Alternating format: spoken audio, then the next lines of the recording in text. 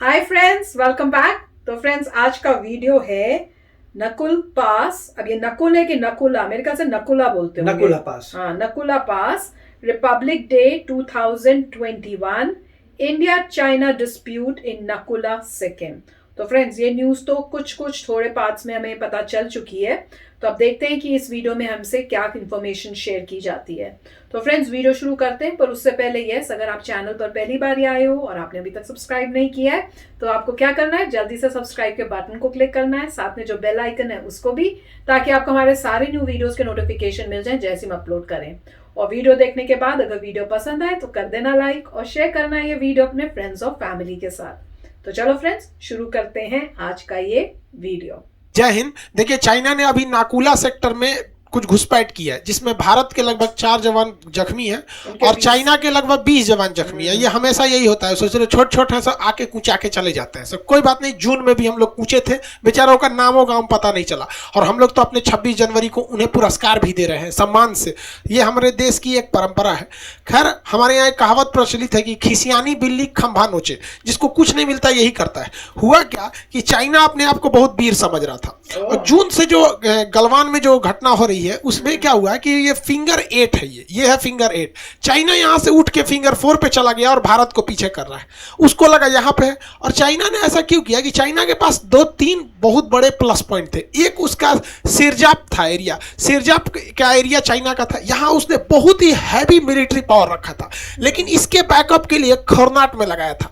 ये उसका पहाड़ी है खुरनाट। खुरनाट की पहाड़ी से ये पूरा एरिया दिखता है और यहाँ सिरजाप की पहाड़ी से ये पूरा एरिया दिखता है। इसलिए चाइना को पता था कि भैया ये फिंगर 1 से लेकर ये पहाड़ी जो है ना, पहाड़ी को फिंगर बोलते हैं क्योंकि छोटी छोटी पहाड़ी है। फिंगर 1 से लेकर फिंगर 8 तक में भारत अगर यहाँ 8 पर आता भी है तो हम खुरनाट से अटैक कर सकते हैं, सिरजाप से भी कर सकते हैं। तो भाई भारत वाला भी 1962 तो अब है नहीं। भारत ने कहा ठीक है भैया, तुम उधर चढ़ दिए, भारत यहां से चढ़ दिया ब्लैक टॉप पर। अब ये ब्लैक टॉप पे चढ़ गया, इस ब्लैक टॉप पे पूरे एरिया पे नजर रखा जा सकता है। इसके इस ब्लैक टॉप से ऊंचा इस एरिया में कोई पर्वत नहीं है।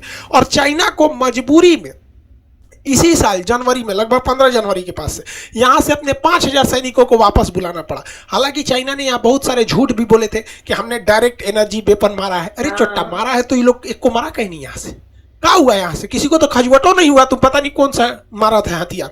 हालांकि वो झूठ बोल रहा है। अब उसको चाहिए कि भैया हम कहीं और घुस सके यहाँ पर, तो वो सोचता है कि भैया यहाँ पे तो हम इस लद्दाख के एरिया में तो सक्सेस नहीं हो पा रहे हैं। अब वो चाहता है कि वो सिक्किम के एरिया से स्टार्टिंग करे, यहाँ पर नाकुला के पास स्टार्ट करे। इसलिए वो सिक्किम में आया, यहाँ भी थुराया। उसके लगभग 5 गुना, हमसे ज़्यादा 5 गुना जवान उसके जख्मी हो गए सब वहाँ पर। अब हॉस्पिटल में गए होंगे सब, वहाँ अपना समझे सब यहाँ पर।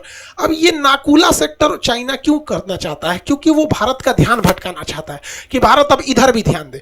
भारत सरकार को भैया यहाँ स्टैंड जो है यहाँ पे भी भेजना चाहिए और यहाँ और बढ़ा देना चाहिए सेना। लो ससुरा, तुम यहाँ पे बात नहीं मान रहे हो तो देखिए है क्या कि वहां नाकुला एक दर्रा है। दर्रा किसे कहा जाता है? देखिए, चाइनीज भाषा में दर्रा को ला कहा जाता है, जैसे जोजीला, नाथुला, बोमडीला, लास्ट में ला लगा होता है। दर्रा, दर्रा यानी इंग्लिश में पास। 2 पहाड़ों के बीच के पतला रास्ता को हम दर्रा कहते हैं। ये पतला रास्ता होता है, इसमें बड़ा मुश्किल से गाड़ी वगैरह जा सकती है, लेकिन बहुत चौड़ा नहीं होता है। इसे हम लोग क्या कहते हैं? दर्रा। लेकिन अगर यही रास्ता बहुत 2 पहाड़ों के बीच में जगह बहुत ज्यादा हो जाती है तो इसे हम लोग घाटी कहते हैं, इंग्लिश में वैली कहते हैं। हालांकि आपको ज्योग्राफी में क्वेश्चन आएगा कि ये यू शेप की जो वैली कहाँ देखने को मिलती है, जहां बर्फ रहता है, और जहां नदी रहती है वहां वी शेप की वैली देखने को मिलती है, मतलब बहुत ही गहरी खाई की होती है। ये वैली में शहर भी बसाए जा सकते हैं। बहुत सुंदर लोग घूमने के लिए जाते हैं वैली में। आपसे क्वेश्चन भी पूछता है एग्जाम में, स्वात घाटी कहाँ है, यानी स्वात वैली कहाँ है, तो ये पाकिस्तान में है। वहां पे कुल्लू घाटी तो हिमाचल प्रदेश में है। क्वेश्चन ध्यान रखिएगा, ये धौलाधार और पीर पंजाल पर्वतों के बीच में है कुल्लू घाटी। चुंबी घाटी ये सिक्किम में है, वहां पे भूटान और सिक्किम के बीच में है। वहां पे शांत घाटी जिसे साइलेंट वैली कहते हैं, केरल में है। रिफ्ट वैली यानी भ्रंश घाटी, ये पहाड़ों की एक कैटेगरी होती है जिसका ढाल उल्टा होता है, जिसे नर्मदा घाटी बहती है, तो ये घाटी होता है। खैर, टॉपिक पे आते हैं हम लोग, अपने जो मेन टॉपिक है। देखिए, चाइना जो है वो इस बात से बहुत चिढ़ा रहता है कि सिक्किम भारत का कैसे हो गया। एक्चुअली सिक्किम भारत का था नहीं। हम लोगों ने 36वां संविधान संशोधन करके 16 मई 1975 को सिक्किम को भारत में मिला लिए और सिक्किम भारत का 22वां राज्य बन गया। तब से लेकर सिक्किम के लोग को हमसे कोई ऐतराज नहीं है और हमसे भी किसी को सिक्किम वाले से ऐतराज नहीं है। और देखिए हम लोग में कितना प्रेम है कि शायद मेरे वीडियो के बाद आप लोग को एहसास होगा, बहुत से लोग आप में हैं, कि सिक्किम हम लोग का था नहीं, 16 मई 1975 को ये हमारा अंग बना। और आप 1975 के पहले का मैप देखिएगा, खुद भारत सरकार का देखिएगा, उसमें सिक्किम एक स्वतंत्र देश था। इसलिए वो सिक्किम को क्या कहता है, वो ये देखता है कि भैया ये भारत वाले के अंदर इतना प्रेम कैसे कि किसी देश को मिला लिया, उन लोगों ने कुछ नहीं किया। और वो लोग हमसे समझौता से मिले थे, इसलिए वो यहाँ के दर्रों को डिस्टर्ब करना चाहता है, जिस वजह से हमेशा वो कुछ ना कुछ कांड करते रहता है। अब ये एरिया क्यों वो चुनता है, रीजन क्या है, ये मानसरोवर है। हमारे यहाँ कैलाश मानसरोवर की यात्रा बहुत प्रसिद्ध है, तो यहाँ से जाने में थोड़ा दिक्कत होता है, तो ये नाथुला दर्रा को लेके जाता है।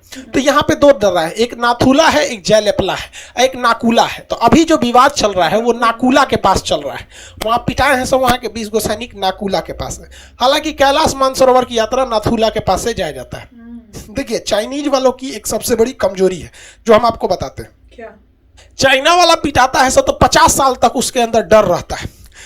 1967 में नाथुला जो जगह है, ये सिक्किम के पास है नाथुला, यहाँ चाइनीज सब बड़ी उड़ रहा था सब। तो भारतीय सैनिक सब के पास 1962 का बदला लेना था। चाइनीजों को लगा कि फिर यहाँ पे चढ़ जाएंगे यहाँ पर, तो भारत और चाइनीज के बीच में लड़ाई हुआ और इस लड़ाई में हमारे 88 लगभग 88 जवान शहीद हो गए और 163 जवान घायल हुए थे। जबकि वही चाइना की बात करेंगे ना तो 340 को मारा गया, सब छोटका छोटका नारियल छोहारा हुआ, और 450 सब वहाँ पे घायल हुआ सब। और इसका डर ये है कि अगले 50 साल तक चाइना ने एगो चूंचा नहीं किया है। ये हमारी बात मत देखिए, ये बिलीव हम आपको बताते हैं। 1967 में जब ये लड़ाई हुआ था, इसके 50 साल बाद चाइना फिर उठा 2017 में डोकालाम पर।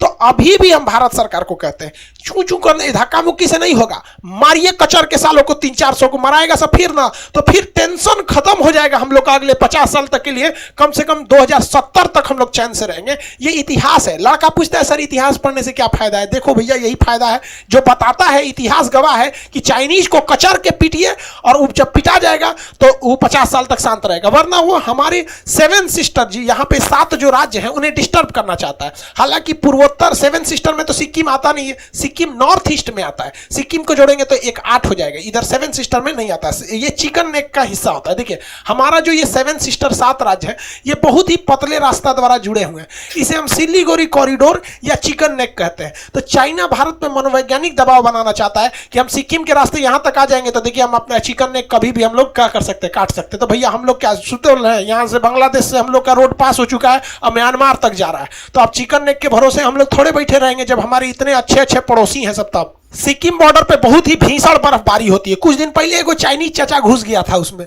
हमारी फौज इंसानियत दिखाते हुए इन चाइनीज को क्या कर दी, वापस कर दी। अब पता चलता है कि ये चट्टे जानबूझ के घुसे थे सब। हम तो भारतीय सेना को भी कहते हैं कि हाँ भैया आप एक काम कीजिए, जब भी कोई चाइनीज नारियल छुआड़ा गरी सब शकल वाला दिखाई दे सब, तो आप बोलिए ही नहीं कि कोई चाइनीज पकड़ा गया है। उन सबको सिंपल तरीका आप धो के बर्फ में गाड़ दीजिए साला का, 2-3 दिन बाद निकालिए, कहिए कि एक चाइनीज छुआड़ा आया था दब के मर गया, हम क्या करें, बर्फ हमारे घरे थोड़े पड़ता है यही, नहीं तो आप पकड़ लेंगे। हम लोग लोकतंत्र वाले हैं, हम लोग में भी एक ये है कि हम लोग कानून के हिसाब से ही कोई काम करते हैं। लेकिन ये जवाब जरूरी है, वरना उन लोग का सारा रास्ता भटकना भुला जाएगा। भारत में लोगों को मास्क लगाने में दिक्कत होती थी, जिन जिन लोगों को 1000-2000 फाइन लगाए ना कोई दिक्कत नहीं होती है। तो चाइनीज लोग भी बहुत ज्यादा रास्ता भटकते हैं। जिस दिन 2-4 साल हरामी ये लोग बर्फ में गड़ा जाएंगे ना, उसके बाद इन लोग का रास्ता भटकना भूल जाएगा।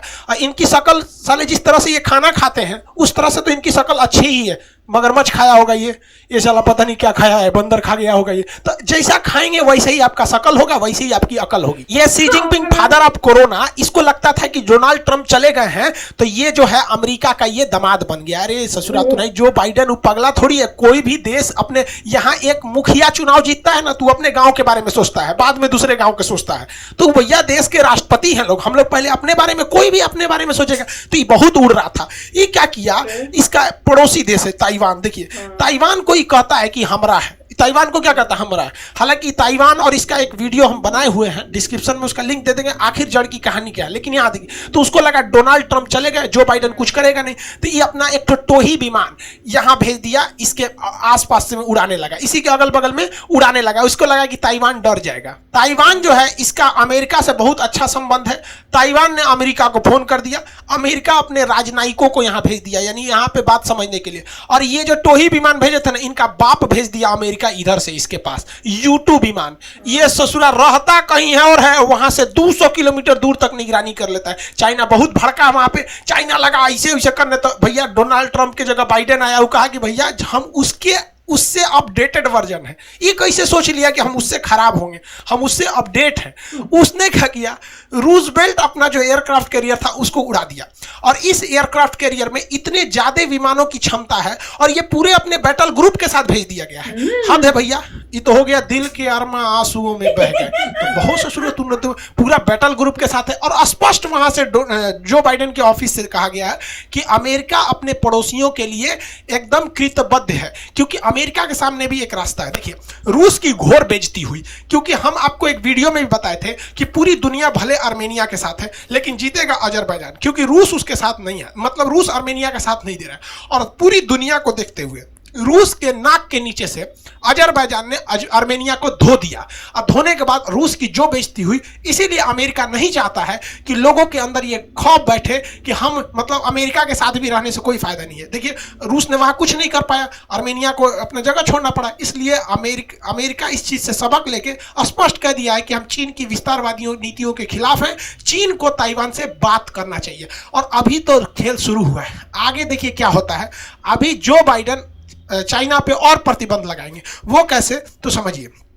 अमेरिका एक ऐसा देश है जो कोरोना को कंट्रोल करने में पूरी तरह से विफल रह गया है, और चाइना सबसे पहले और सबसे मजबूती से उसने काबू कर लिया इसको, बिना वैक्सीने का ससुरा काबू कर लिया। तो जो कंपनियां भाग रही थी चाइना से, अब वो कंपनियां अमेरिका छोड़ के अब कहां जा रही हैं, चाइना में जा रही हैं। तो भाई साहब, चाइना में जो अमेरिका में कोरोना बहुत भयानक है, चाइना में कोरोना नहीं है, तो फैक्ट्री सब कहां जा रही है, चाइना में। अब जो बाइडेन से लोग सवाल पूछेंगे ना कि भैया चाइना जा रही है, आप चाइना पे प्रतिबंध लगाइए, तो जब उस चाइना पे प्रतिबंध लगाएगा तो फायदा होगा। तब वो कंपनी कहेगी भैया हम अमेरिका में प्लांट लगा नहीं सकते हैं क्योंकि यहाँ कोरोना है, बिजनेस चौपट है, चाइना में प्रतिबंध लगा है। तब कहां देखें, तो क्या पाकिस्तान देखेगा, इंडिया, भारत ना मिलेगा। तो भारत को यहाँ पे भी फायदा होने वाला है। और दूसरा, वैक्सीन के मैटर में भाई साहब पूरी दुनिया अभी भारत को और देख रही है। एक थोड़ा सा अशुभ घटना हो गई जो सीरम इंस्टीट्यूट में आग लग गई, लेकिन कोई बात नहीं है। कहा जाता है कि गोजर का एक पैर टूट जाता है ना, तो वो लंगड़ा नहीं हो जाता है। यहाँ पर हम लोग को तो बहुत आदत है हम लोगों से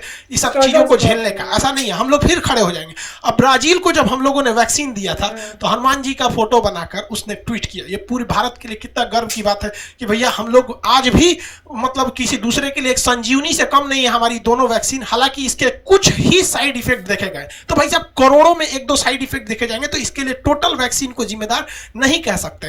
तो अभी पूरे देश को भारत से संबंध अच्छे रखने हैं, वरना वैक्सीन नहीं रहेगा तो तू ससुरा लगाते रह जाना। और हमारे पास बहाना भी है कि भैया हमारा जिससे संबंध खराब है हम उसको वैक्सीन नहीं देंगे, कहेंगे हमारे पास खुदे घटल है। अभी इमरान खान परेशान है कि कैसे भी भारत उनको वैक्सीन दे दे।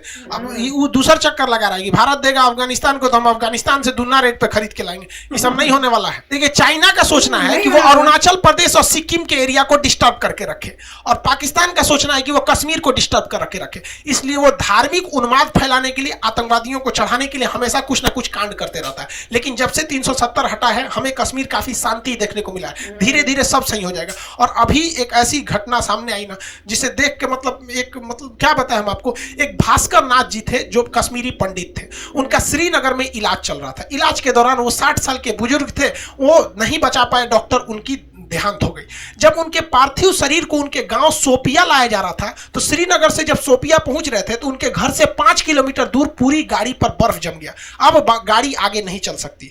तो उसके अगल बगल के जो कश्मीरी लोग थे, उन लोगों ने जब सुना कि भास्कर नाथ जी का देहांत हो गया, उनका शरीर नहीं आ पा रहा है, गाड़ी नहीं आ पा रही है, तो वो घर से पैदल आ गए लोग, इस बर्फ में ऐसे आ गए लोग, और कंधे पे 5 किलोमीटर तक अपने मित्र के पार्थिव शरीर को लेकर। ये अगर जिस दिन ये सारी चीजें कश्मीर में देखने को मिलेगी ना, उस दिन हम ये पाकिस्तान के लिए ये सब एक बुरा सपना से कम नहीं है। और हम लोग हिंदुस्तान वाले भाई साहब, यहाँ पर कृष्ण जैसे राजा जो थे, सुदामा जैसे गरीब व्यक्ति के लिए नंगे पांव दौड़ गए थे। तो भाई हमारे लिए अगर कोई एक कदम बढ़ाएगा ना, तो हम हिंदुस्तान वाले भाई साहब, हम लोग उसके लिए 10 कदम बढ़ा सकते हैं।